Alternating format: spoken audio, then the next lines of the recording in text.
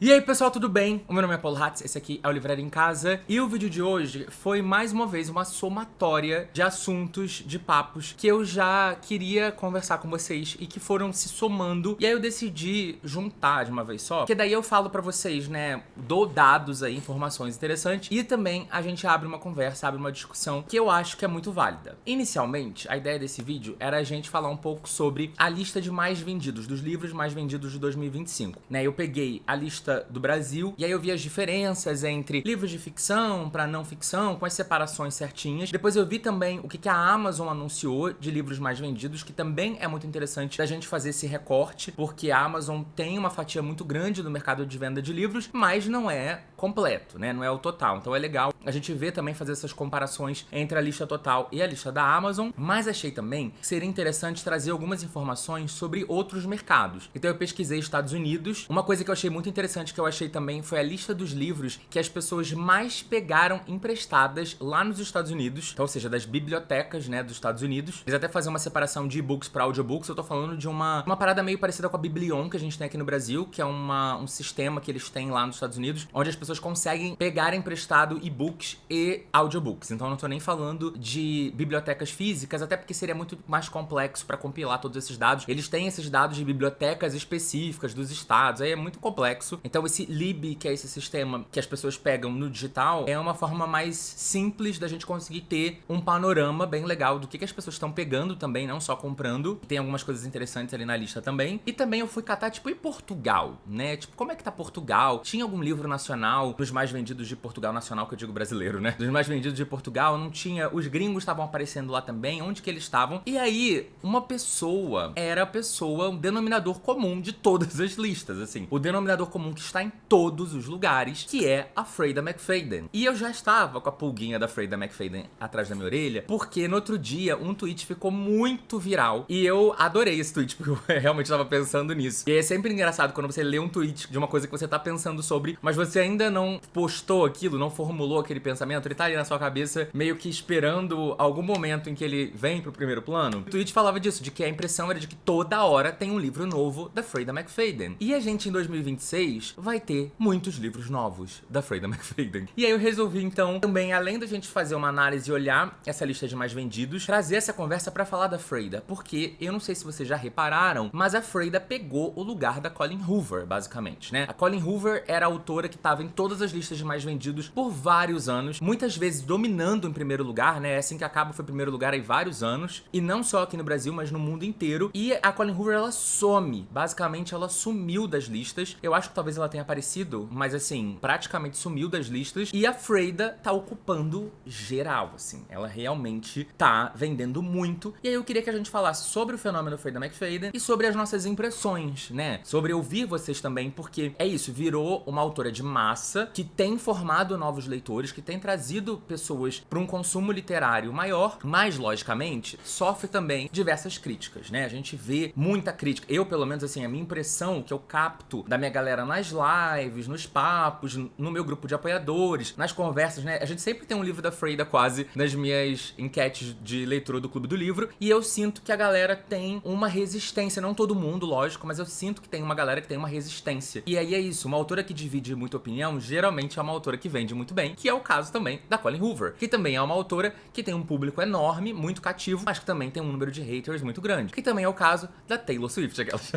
Pronto, já achamos o denominador comum, já entendemos por que Freida McFadden está do tamanho que está. Mas enfim, vamos conversar sobre tudo isso, que eu acho que é uma boa análise pra gente pensar no mercado literário de 2025 e, obviamente, ao meu ver, que vai acontecer em 2026 de novo. Embora temos aí um lançamento de Colleen Hoover e vamos ver se ela vai voltar a ocupar essas listas no final do ano. Bom, vamos começar então. Por favor, se inscreva no canal, me siga nas redes sociais. Se for comprar qualquer livro, inclusive da Freida McFadden, não esquece de usar os links do canal, tanto da Amazon quanto do Mercado Livre. Não esquece do Mercado Livre, tá? Porque eu sei que muita gente ainda não se acostumou a entrar no Mercado Livre com o nosso link. Não esquece de pegar aqui embaixo ou na nossa bio ou entrar no nosso canal do Telegram, que a gente também cobre tanto a Amazon quanto o Mercado Livre por lá, beleza? Vamos começar então por Brasil, que é o que interessa pra gente no final das contas. E eu gosto de pegar a lista do Publish News, que é uma lista da Nielsen, que é a empresa que faz essas estatísticas, contratada, uma empresa terceirizada e tal. E aí a gente tem uma lista geral, que eu acho muito legal olhar essa lista geral pra gente entender a diferença do que ficção representa nessa lista. Se eu não me engano, ano passado, eu acho que eu fiz um vídeo falando disso aqui no canal também, e tinha pouquíssima ficção. E pra variar, a gente se repete um pouco nesse ano, um pouco do que aconteceu no ano passado, e a gente continua tendo muito Bobbie Goods, que é livro de colorir, nos primeiros lugares. Gente, HarperCollins faturando uma grana com esse negócio de Bobbie Goods. Bizarro. O primeiro lugar é o Do Dia Pra Noite, com 100 mil cópias vendidas, e é uma estimativa, porque pelo que eu sei, essa lista da Nielsen, ela não pega todas as livrarias e todos os pontos de venda e Amazon, etc. do Brasil inteiro. Eles têm a Amazon, eles têm muitas livrarias, muitas livrarias grandes, né, de cadeia, mas tem muita livraria local, livrarias menores que não reportam para os números da Nielsen. Então não significa que os 100.700 seja a quantidade total de vendas. Provavelmente teve mais Bobbie Goods vendido aí ao longo do ano, só quem vai saber esse número verdadeiramente é HarperCollins, mas no mínimo 100.747 cópias de Bobbie Goods, só o Day to Night, tá? O Do Dia para a Noite. Só essa edição de Bobbie Goods foram 100 mil. Aí o segundo lugar é o Dias Quentes, foram 86.945 cópias, ou seja, só o primeiro e o segundo lugar de Bobbie Goods, 186 mil cópias. Aí o terceiro é a Psicologia Financeira, que também é da HarperCollins, do Morgan Housel,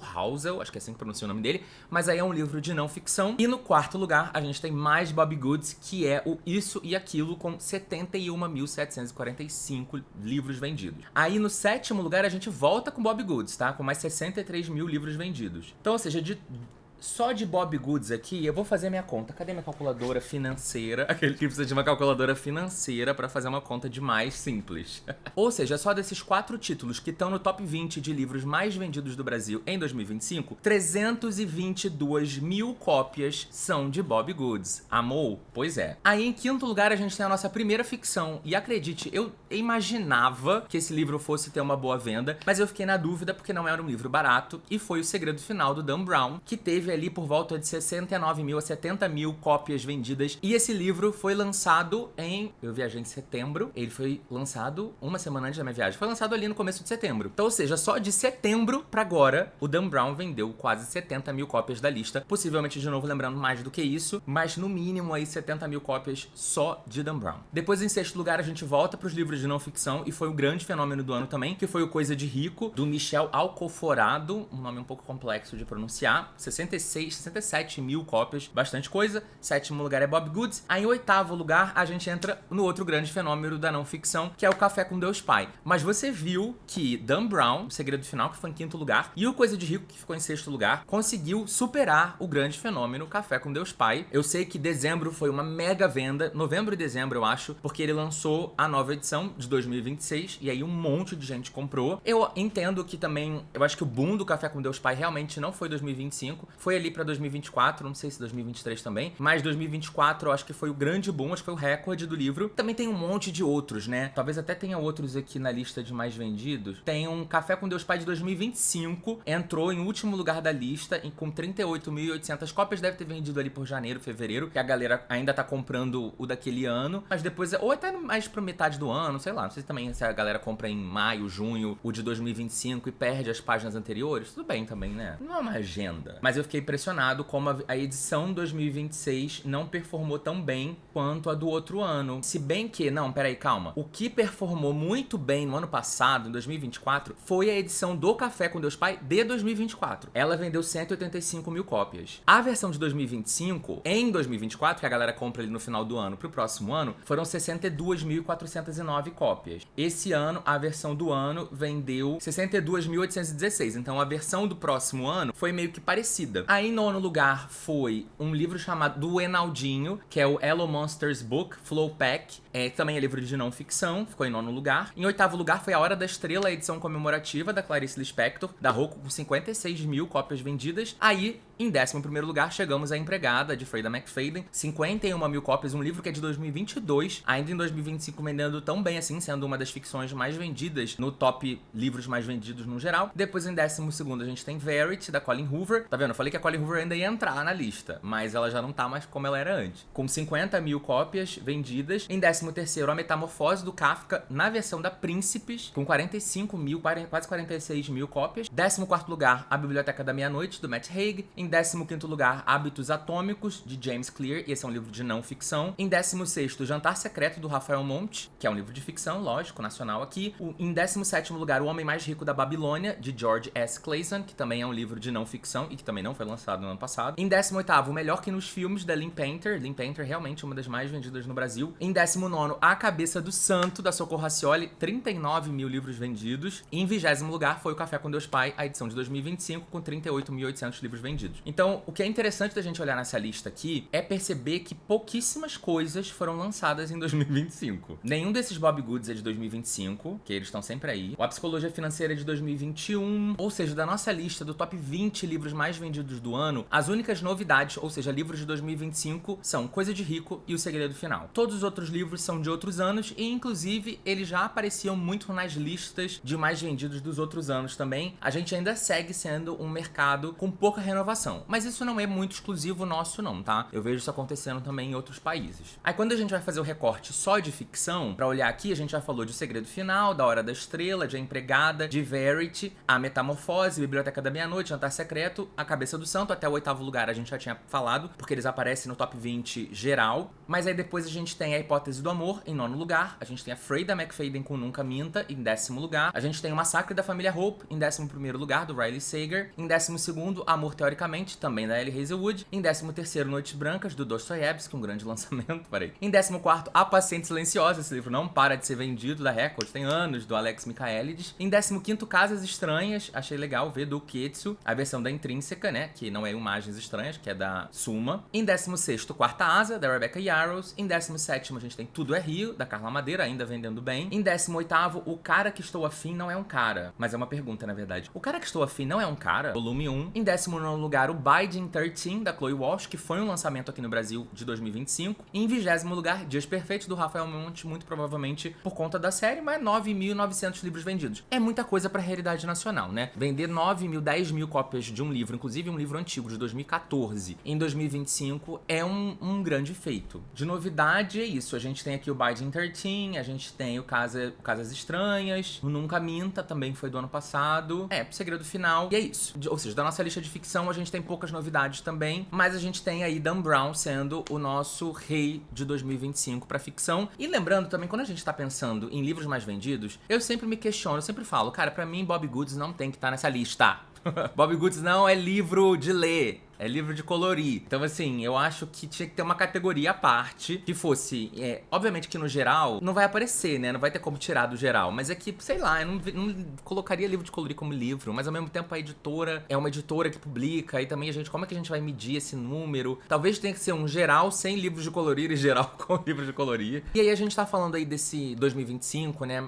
Se encerrando e fazendo essa análise e levantando esses números todos. Mas a gente tá chegando em 2026 e eu estou muito focado em 2026 de ser mais saudável do que fui em 2025. Em 2025 eu tive um período ali por abril, maio, junho, que eu dei uma largada, etc. E aí em julho, foi em julho ou agosto, acho que foi agosto, eu voltei pro meu nutricionista, que era algo que eu não fazia. Eu não ia no nutricionista desde 2021, se eu não me engano. Então eu tava sem ir no nutricionista há muito tempo, fazendo dieta da minha cabeça e achando que tava arrasando. E aí esse ano eu decidi ir no nutricionista de novo e eu descobri que a ajuda nutricional faz diferença. Faz muita diferença. Muita diferença. Então, pra 2026, eu tô muito focado em manter o meu nutricionista, em manter as minhas dietas e manter os meus exercícios, os meus treinos. E uma coisa que eu sempre falo pra vocês é que a Tech T-shirt que eu tô usando agora, por exemplo, é algo que eu uso pra malhar também, além de usar pra gravar, pra trabalhar, pra sair, pra fazer outras coisas. Eu uso pra malhar todos os dias. Eu decidi não comprar outras camisetas de outras marcas, etc. Como eu também já recebo muita coisa da Insider e gosto muito da marca, eu decidi começar a usar as camisetas pra fazer os meus treinos, porque é isso, ela não guarda odor, ela desamassa com facilidade, ela seca muito rápido, além de modelar o corpo, etc, que eu gosto também, porque você tá ali, né, na academia, você tá na sua vida pessoal, você quer olhar e falar, tá dando resultado. E tem outras peças que eu gosto muito de usar, por exemplo, eu gosto muito de usar, esse que eu tenho é o short esportivo Endorphin, falando bonito aqui o inglês. Eu tenho ele em preto, mas ele tem outras cores no site da Insider, e ele é um short com material muito parecido com o material da calça, Future Form. Pelo menos o toque é muito parecido. Então, assim, ele é muito esportivo, ele fica acima do meu joelho, que é uma coisa que eu prefiro. Obviamente, ele é de elástico também com a cordinha. Seca super rápido, é muito mais fácil de limpar, de guardar, ocupa pouquíssimo espaço. Então, é ótimo pra usar pra academia. Eu uso também a cueca Performance, que é daquele material que a gente usa pra não deixar ficar a coxa esfregando um no outro. Então, assim, funciona muito bem pra qualquer pessoa, homens, mulheres, etc. Eu uso muito pra correr, pra fazer escada, etc. Exatamente porque eu fico, gente, de verdade, eu fico com a coxa assada de tanto ficar, né, passando uma na outra. E eu também, recentemente, recebi deles a regata da Tech T-Shirt. Então, ela é uma Tech T-Shirt regata. Eu não ia gravar o vídeo com ela, porque eu falei, não vou gravar vídeo de regata, porque eu não sou esse criador.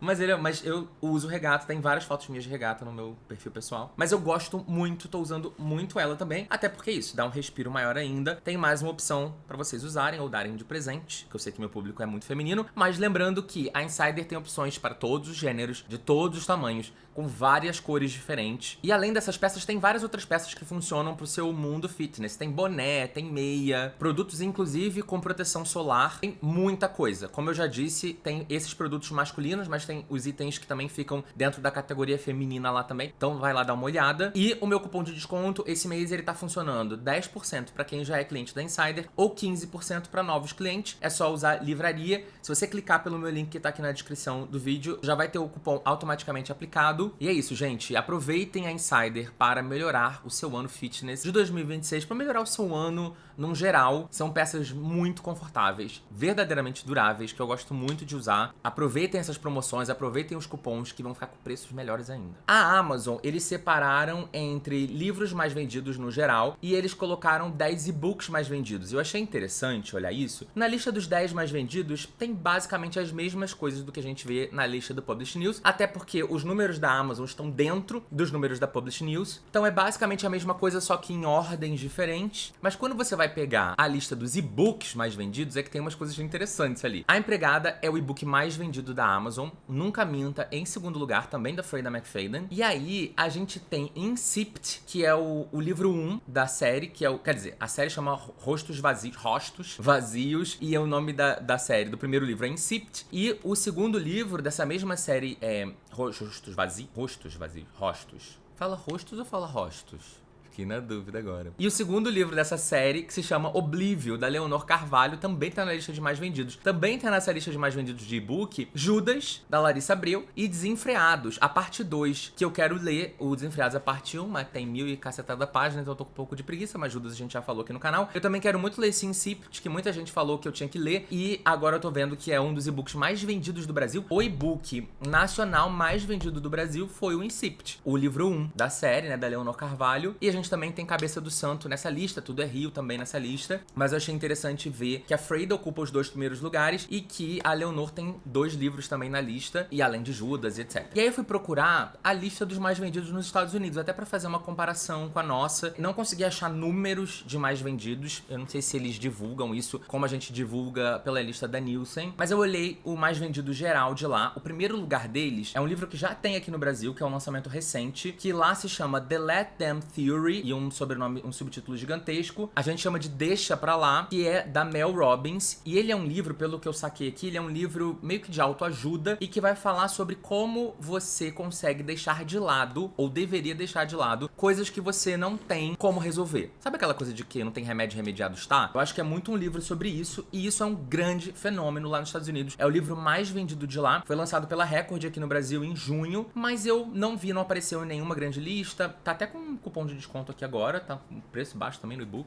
Eu vou até ver. Que elas vou pegar uma autoajuda pra ler e vou ver qual que é, porque eu tô precisando focar no que interessa. Tá vendo? Ó, se você já se sentiu perdido, sobrecarregado ou frustrado com o rumo da sua vida, a raiz do problema pode ser mais simples do que parece. O poder que você tem dado às atitudes e opiniões dos outros. Bom ponto.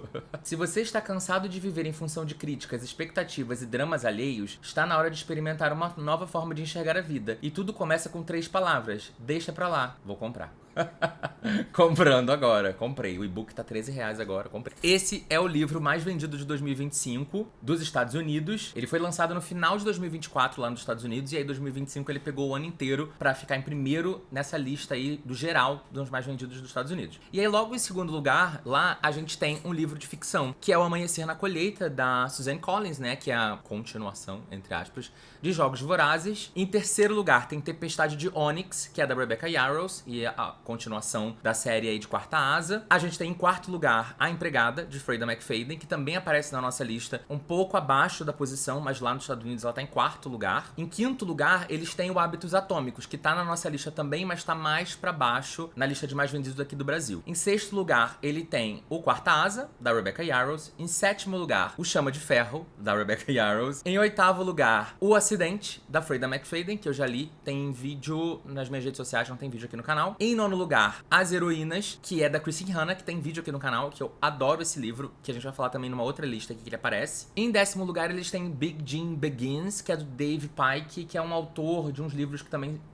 saem aqui no Brasil. Clube do Pezinho, Clube do Pepezinho, Capitão Cueca e etc. Super Bebê Fraldinha, umas coisas assim. Livro infantil que ficou também no top 10 mais vendidos nos Estados Unidos no geral. Aí eu fui ver a lista de ficção, então a gente já tem, né, como eu falei, O Amanhecer na Colheita, O Tempestade de Onyx, A Empregada, O Quarta Asa, O Chama de Ferro, O Acidente. Aí tem As Heroínas. Aí a gente tem na lista dos Estados Unidos Uma Vida e Tanto, que é o lançamento mais recente da Emily Henry. Aí a gente tem na lista o The Widow, do John Grisham, que tem alguns livros publicados aqui no Brasil pelo Arqueiro, como O Resgate, A Firma, etc. E no último lugar lá nos Estados Unidos, eles têm A Inquilina, da Freida McFadden também, que tá saindo agora em janeiro. Aí vamos falar agora desses livros que as pessoas pegam emprestados lá nos Estados Unidos, nas bibliotecas digitais deles, que é a biblioteca pública. Eu achei bem interessante essa lista. Inclusive, no primeiro lugar que as pessoas mais pegam é o As Heroínas, da Christine Hanna. Esse livro é um fenômeno, não sei se vocês já viram, mas assim, ele é um grande fenômeno, mas ele não é de 2025, eu acho que ele é de 2024.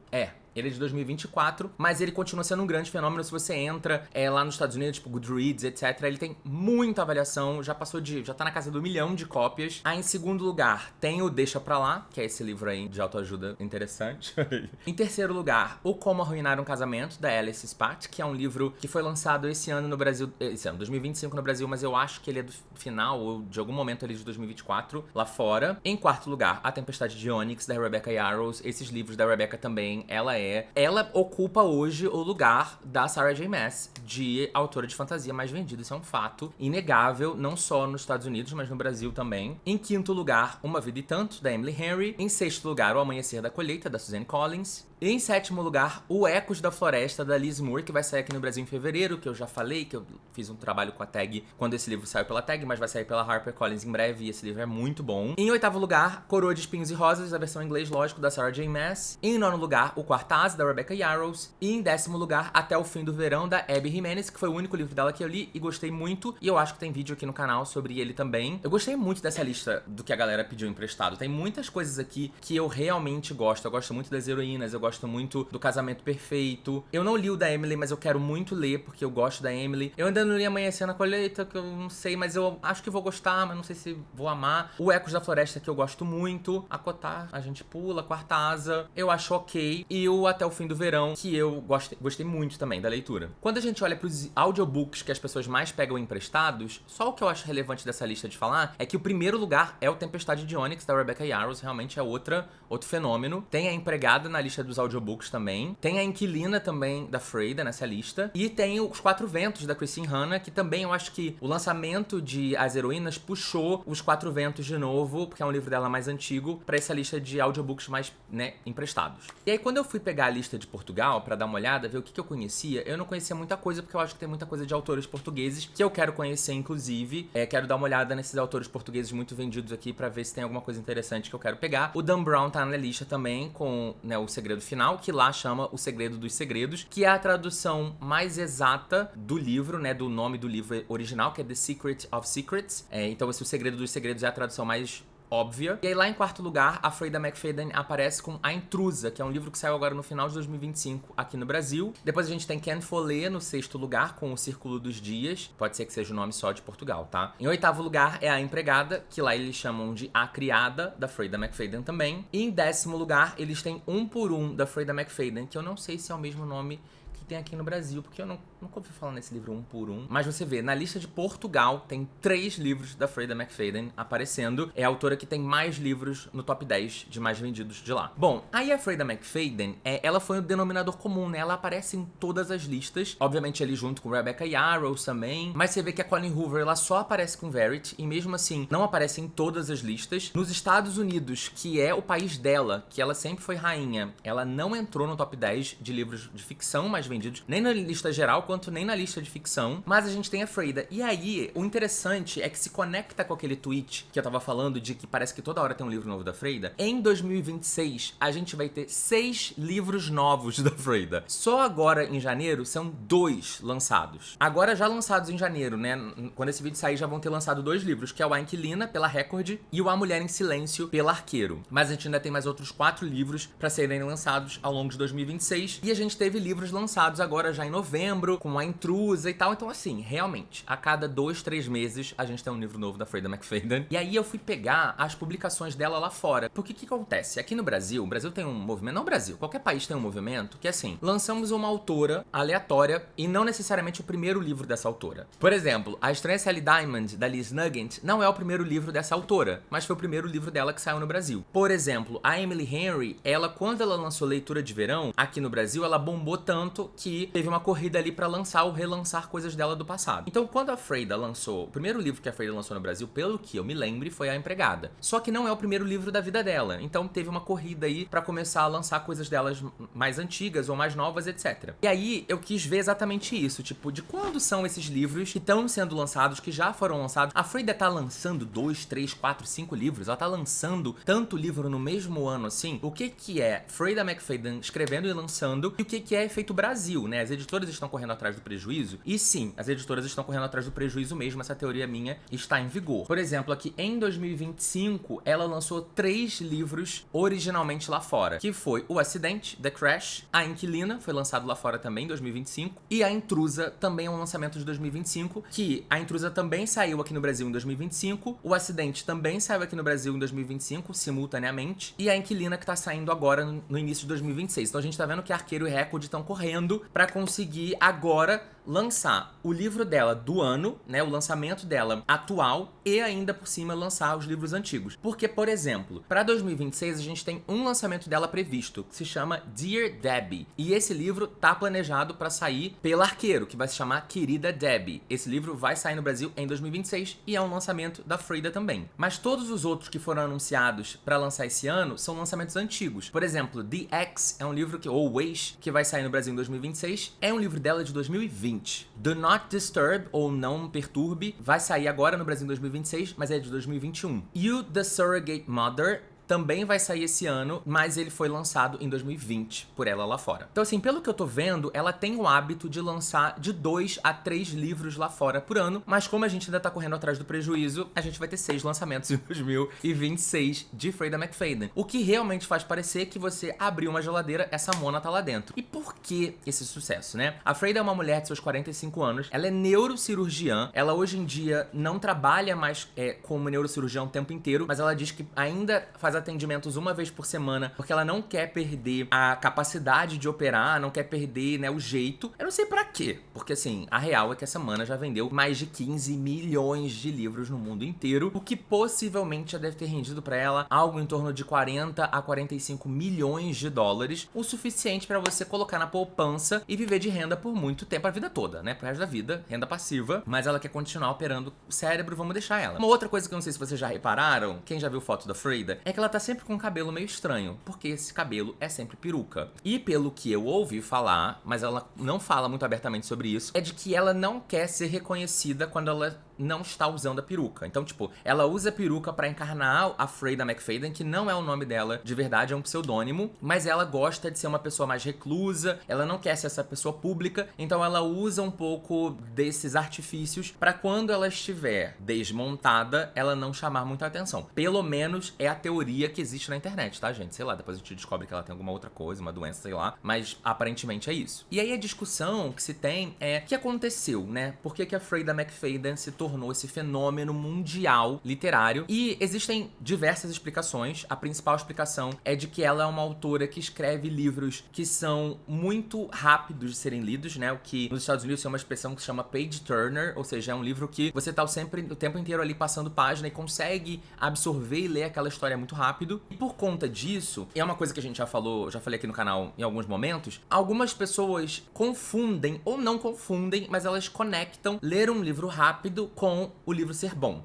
Eu engoli esse livro, eu devorei esse livro, eu fiquei muito presa nesse livro, logo o livro é bom. E não necessariamente, né? Obviamente existem outros fatores, por exemplo, A Empregada é um livro que eu devorei, eu li muito rápido, eu morri de rir lendo A Empregada, mas não é um livro que eu gostei muito das questões técnicas dele, né? Da construção de personagens, a construção de diálogo eu achava tudo meio engraçado, por isso que eu tava rindo. As cenas realmente eram muito curtas, elas tinham poucos detalhes, então os capítulos também eram muito curtos, então fazia com que o livro passasse mais rápido. E eu acho que a resolução ali do livro, né, o final do livro, não colou muito bem pra mim. Mas eu entendo o sucesso, porque é um livro muito viciante, é um livro muito fluido, é um livro gostoso de ler, é um livro divertido, etc. E pra muita gente, ser isso é o suficiente, né? E é esse o ponto que a gente precisa também aceitar, porque muitas vezes a gente fica discutindo, tipo, Freida McFadden não é boa literatura, Freida McFadden é só pra gente que tá com o cérebro estragado, é livro pra TikTok, é livro pra quem não tem paciência, etc. Mas sempre, eu acho que sempre, na literatura, existiu esse tipo de livro, que é esse livro mais rapidinho, mais fluido, mais gostoso, mais divertido, mas pra uma galera que não tá necessariamente buscando no livro que outras pessoas estão buscando, né? Às vezes elas estão buscando realmente um passatempo momentâneo e tá tudo certo. E eu sempre falei disso quando eu falo da Freida aqui, né? O Acidente foi o livro dela que eu realmente mais gostei, que tem mais a ver comigo, etc. E eu tenho curiosidade de ler outros livros dela, mas é isso, eu acho que a Freida é uma ótima autora pra te tirar da ressaca. Mas pra quem lê outros livros de thriller, livros mais pesados, livros mais icônicos, ou com outros tipos de livro de thriller, mas que não são tão similares, parecidos, porque eu acho que ela tem um formato ali, vai achar que é isso, que é muito simples, que é muito